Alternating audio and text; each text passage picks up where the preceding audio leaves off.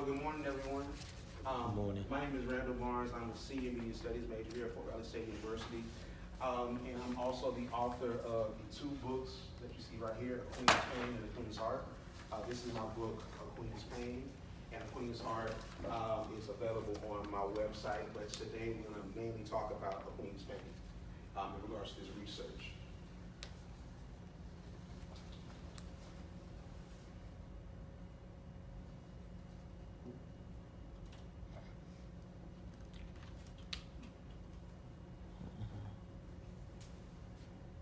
There we go.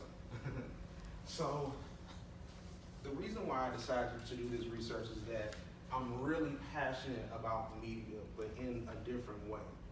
I grew up on shows such as Static Shock, Gutter Gutter Island, different shows such as that really painted black people in an amazing light, and it gave me a lot of self-esteem. And when I was a child, I was always watching TV. So when I came to college, I knew I wanted to get into media because I wanted to create media that had that same effect that it had on me. So as I got to college, I didn't see a lot of modern media that reflected the reality of college students. We had Drumline, we had Stomp the Yard. Can't really count School Days because School Days was made in the 80s. A Different World makes the cut because although it was made in the 90s, it touched on a lot of topics that still go on today. But within the past couple of years, we've seen a lot of media that's about college life. Grownish is a hit show on Freeform that's a spinoff of Blackish, which is a hit show on ABC. Dear White People is on Netflix, as Netflix has become a player within media as they've created a streaming service where now they house TV shows that would traditionally be on network TV. And then, of course, Different World, Drumline, Stomp the Yard. Stomp the Yard is another movie that we all have watched, and we were inundated with it when we were in middle school. When I was in middle school, I was in band. We watched Drumline almost every Friday. With Stomp the Yard, with anything synonymous with HBCUs and Greek life, we would always see Stomp the Yard. But I feel as if, especially in college, only a few of these media projects portray the real stance of what it is to be a black college student. And I feel as if the reason for this disconnect is the knowledge that these writers, producers, and directors have about this new generation, the millennial generation of college students. They're very experienced. They're great writers. They have tons of experience on other shows. But as far as our generation, I think that they don't really have the knowledge enough to create an accurate portrayal of our image.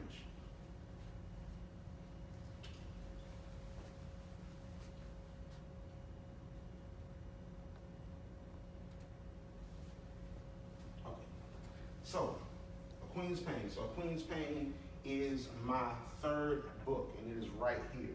And I gave you guys a handout. We're going to talk about that in a couple of minutes. So, A Queen's Pain is about Raynetta Durham. She is running to be the 78th Miss Lakeland State University and is aspiring to be a member of the Rho Beta sorority on campus. But she has problems with the way she perceives herself and also her value. She believes that being a part of a sorority or becoming Miss Lakeland State will make her feel better about herself. She feels as if getting in those positions will put her out there and cause her to grow, but in actuality, she sees throughout the story that what makes her valuable is who she is and what is inside of her and her talents. So, A Queen's Pain is actually, and I did research on it, it is the first full fictional account of rural court life at HBCUs.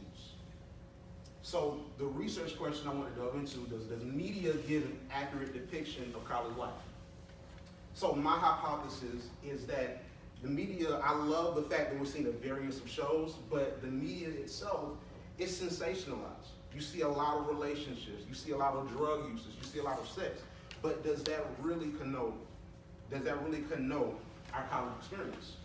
If students are involved in the creative process, we will see more accurate depictions of college life.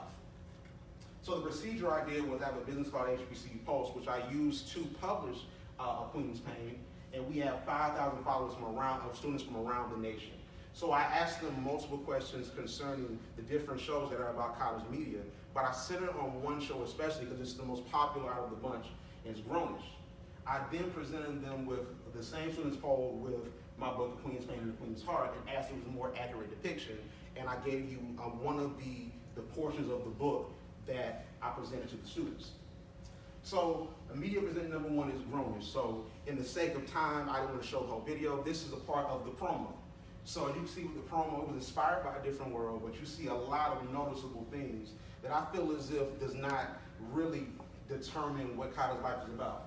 You see red cups, that's alcohol. You see she's speaking with a young lady and she's trying to talk to her. And then you have Vivek, who is a drug dealer. Now this is a predominantly white institution, but it is said to be a depiction of black college life. So in the poll, 73% of the students voted no, that it is not an accurate depiction of black college life. And we see why. We see that on the production crew, it's a lot of experience, but no writers that are 18 to 25, which is the targeted demographic.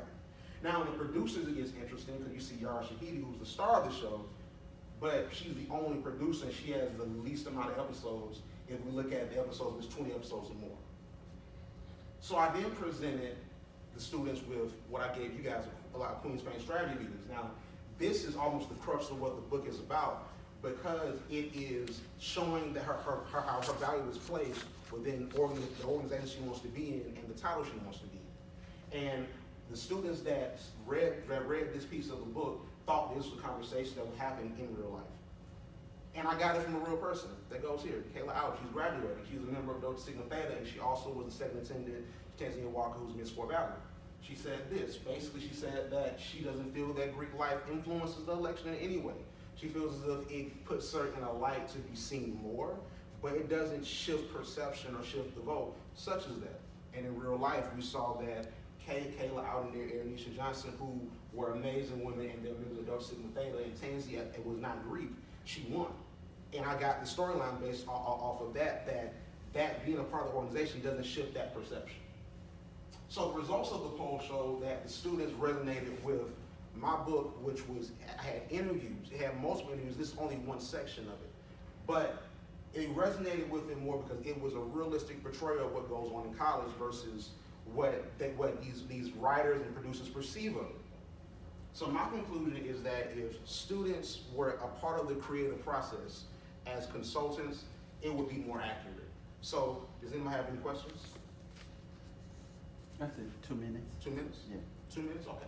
So that's the crux of my presentation. But what I want to say as far as in my conclusion is that if you bring college students to the table as far as with these TV shows, it would be more accurate and it would be more effective. And I honestly believe that creating these positions will solve a problem. The problem of the anxiety that is a part of a Queen's pain or a King's pain or a college student's pain as a media studies major, which is opportunity. If you give us the opportunity to sit at these tables with these experienced professionals that know entertainment, that know media, and we show them our experience of what mental health is, what value is, what relationships are, I believe that it'll open up a lot of doors and it will allow these shows to really reflect our reality. Okay. Any questions? Questions now? Yes, sir. It's a very good presentation. I have two questions, maybe related and maybe not, but one is, who is interested in just anybody's ordinary life? It has to be something sensational. That's what people